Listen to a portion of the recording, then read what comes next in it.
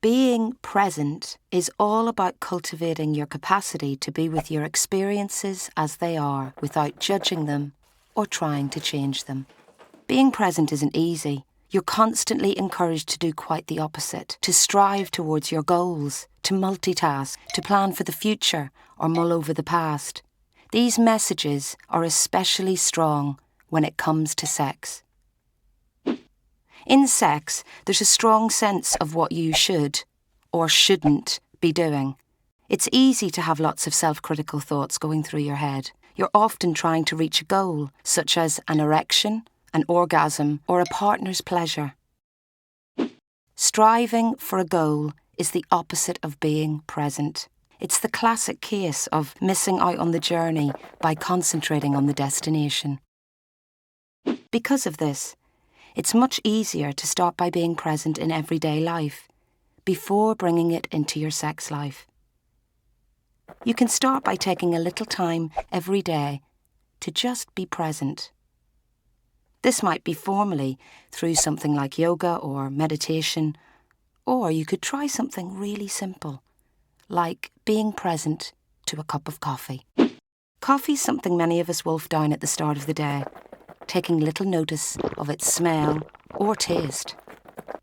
By being present to a cup of coffee, you really pay attention to the evocative smell, the heat in your mouth, the complex taste, the feeling as it warms your body. And if your thoughts wander off, you just gently bring yourself back to the experience.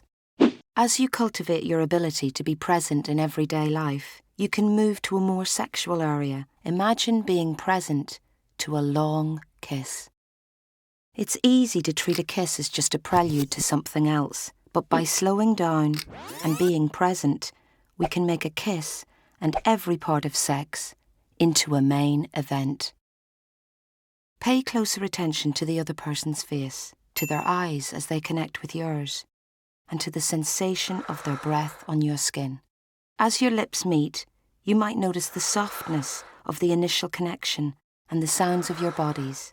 As your lips part, you can experience the taste and texture of the inside of their mouth. You might also have sensations in other parts of your body, a tingling on the back of your neck or your hands and feet. You can tune into the sense of connection, of knowing when to push forward or pull back, and how it feels once the kiss is over. A big part of the Buddhist philosophy behind being present is that we generally spend our lives trying to grasp hold of all the things we want and get rid of all the things we don't want.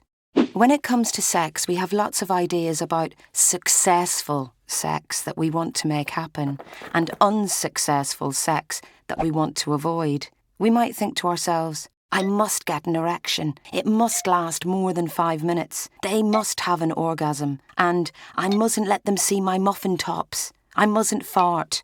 I mustn't look ridiculous when I come.